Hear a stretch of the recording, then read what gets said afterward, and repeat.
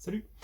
Alors, comme tu peux voir aujourd'hui, on va regarder un petit peu l'analyse de la fréquence cardiaque de repos et de voir combien de temps en fait elle va revenir à la normale en fonction des activités que tu vas faire. Enfin là, je me prends de moi comme exemple, hein, sachant que ça va être un petit peu différent en fonction des personnes, mais c'est pour donner un petit peu une représentation de ce que ça va donner. Donc là, en gros, ça va être la fréquence cardiaque. Donc j'ai une Garmin hein, qui monitore ma fréquence cardiaque en permanence. Hein, donc bon, c'est relativement fiable, on va dire, cette fréquence cardiaque qui est relevée.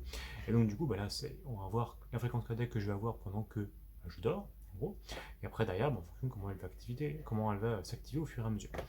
Alors, ce que je voulais mettre en évidence, c'est combien de temps en fait elle va revenir à un état à peu près similaire de repos. Donc là, on voit que là, elle est à peu près normale. En gros, là, j'alterne entre 48 et 55. Voilà, ça, pendant la nuit, c'est comme ça que personnellement je le regarde. Euh, et en fait, derrière, quand tu vas faire une séance, très souvent, en fait, ta fréquence cardiaque, elle va être plus élevée. Et le but, ça va être de savoir en fait en combien de temps elle va revenir à un niveau normal. Donc là, la séance que j'avais faite, c'était une séance relativement modeste, hein, c'était de l'endurance fondamentale. Donc on voit que par rapport à mon activité que j'avais le matin, donc là forcément avec la dose de stress ou ce qu'il peut y avoir à une activité tout à fait logique de travail, en fait on voit qu'elle est à peu près similaire. Donc en fait celle-là, elle a pratiquement pas d'impact sur la fréquence cardiaque de repos, donc ça fait pas grand-chose. On va remonter un petit peu avant.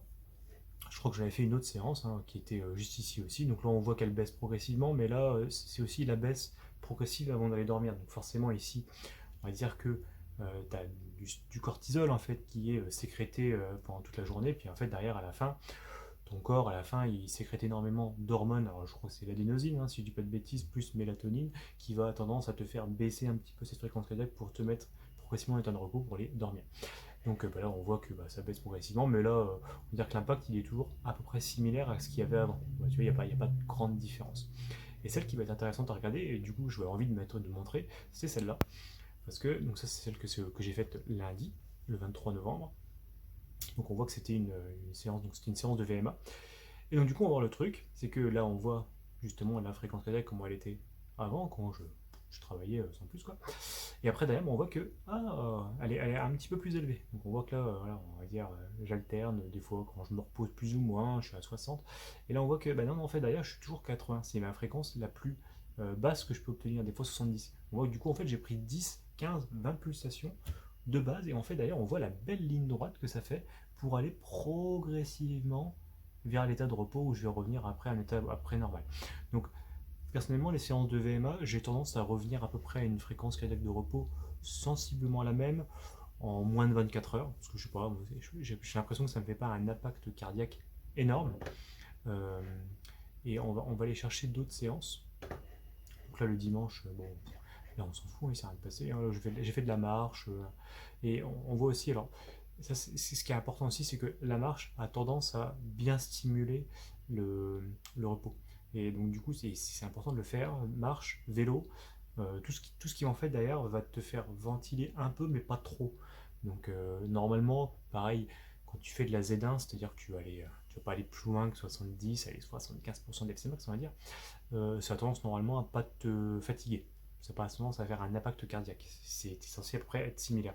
Mais quand je parle vraiment d'activité de récupération, c'est en fait quand d'ailleurs quand tu es beaucoup plus bas en fait au niveau de ta FC, quand tu fais ton activité, en fait généralement tu te sens directement mieux. C'est-à-dire qu'en fait tu vas faire un pic direct quand tu vas te reposer. Donc là on voit par exemple, là j'étais à 60 à peu près, je fais ma petite marche et en fait tu vois en fait ça fait un pic. Alors je crois qu'on va le voir aussi sur d'autres moments. Je vais remonter un petit peu les jours. Donc là, on voit aussi une autre séance. Donc là, c'était une sortie longue où j'ai fait un petit peu d'actif.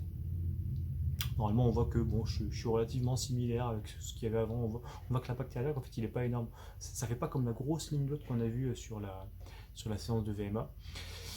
Hop là, donc on voit le vendredi, c'est celui-là. Voilà. On voit que directement après, puis ça reste longtemps. Hein, tu vois, pendant une demi-heure, en fait, tu vois que ta fréquence cardiaque, en fait, elle baisse progressivement. Donc ça, c'est une activité qui a tendance à te faire baisser ton niveau. Donc c'est pour ça que c'est important de rester toujours un petit peu actif au niveau physique, parce que ça a tendance à te faire régénérer le corps. Hop, on va remonter. Donc ça, c'est une séance au seuil. Donc là, on voit que pareil, hein, on voit le petit niveau qui a augmenté hein, par rapport à l'autre. Et donc là, on voit, hein, c'est pareil, ça prend quelques petits battements. On voit de temps en temps, là, j'ai peut-être un peu baissé, mais c'est pas magique. Quoi. Et là, elle a tendance à rester très longtemps assez haute chez moi. Quand je fais une séance au seuil, Et on voit ici que je suis pas du tout revenu à, à ma fréquence cardiaque de repos. Et généralement chez moi, ouais, ça prend à peu près plus de 24 heures pour revenir à peu près à un état normal. Donc pour moi, séance de seuil anaérobie, hein, je parle, ça va faire un impact cardiaque qui va durer à peu près entre 24 et 48 heures. Ça va dépendre un peu aussi de comment je me repose le lendemain ou pas. Et la séance de VMA, ça sera un peu moins de 24 heures. Et après, tout ce qui va être. Voilà, là, quand j'ai fait une sortie longue, un peu tonique, voilà, ça revient progressivement. Il n'y a pas un impact cardiaque qui va être énorme. Je vais être un tout petit peu en plus, mais généralement, ouais, au bout de 8 heures, c'est réglé, quoi. Et une séance d'endurance fondamentale, ouais, 4 heures, c'est fait, quoi, en gros. Là, on le voit aussi, ça c'était des petites séances de vélo très léger. Bon, on voit que ça redescend progressivement, en fait, hein. À chaque fois, en fait, ça chute. Puis là, on voit, hop là, ça aura 10 minutes, tranquillement. Donc voilà, je voulais juste mettre en évidence, quand tu fais une activité. Ah oui, tiens, celle-là, elle est pas mal aussi. Donc ça, c'est montrer que aussi, pareil, en fonction du timing que tu vas faire ta séance, en fait, ça va avoir un impact sur ta manière de dormir. Donc, comme on a vu tout à l'heure, donc là sur la petite ligne droite qu'il y avait eu quand je faisais ma séance de VMA, donc là, on va la retrouver ici. Donc, toc, elle vient ici, sauf que là, le problème, c'est elle va revenir de l'autre côté, et c'est à peu près là où, en fait, où ça avait stoppé. Donc, tu vois, ça chute, et puis après, ça va remonter progressivement. Donc c'était vers 3 heures du matin, en gros, là il m'a fallu, je sais pas, 8 heures pour virer un petit peu le côté un peu hormonal qui a tendance un peu à te stresser, donc un peu adrénaline, cortisol et compagnie, le temps que en fait, le corps il épure tout ça, pour pouvoir après derrière à peu près bien dormir. Et c'est ça qui est important. Donc moi personnellement ça prend après 8 heures, hein, où il y a un choc au niveau de l'organisme, au niveau hormonal, hein, je parle pas fréquence cardiaque, mais vraiment au niveau hormonal. Donc vaut mieux faire une séance le midi pour que tu puisses après dormir, en fait, le soir. Donc si tu le fais trop tard au niveau du soir, tu sais que tu vas bien t'endormir. Donc là, je sais que ici, je passe pas des nuits fantastiques si je le fais trop tard. C'est pour ça que j'ai plutôt tendance à m'entraîner plutôt le midi, voire le matin. C'est quand même beaucoup mieux pour pouvoir se reposer tranquillement. Donc voilà, petite vidéo très rapide pour montrer en évidence justement c'est un petit peu cette pente, l'impact hormonal. Donc voilà, faire gaffe, si tu fais des séances de VMA ou des séances de seuil, en fait il y a un impact hormonal qui va durer à peu près 8 heures, hein. C'est sensiblement ça, on voit, moi ça a stoppé à 18 heures à peu près, et c'est revenu à la normale à 3 heures du matin, donc c'est pour dire voilà, 8-9 heures. Et, et après derrière, la fréquence cardiaque de repos, elle va revenir à la normale.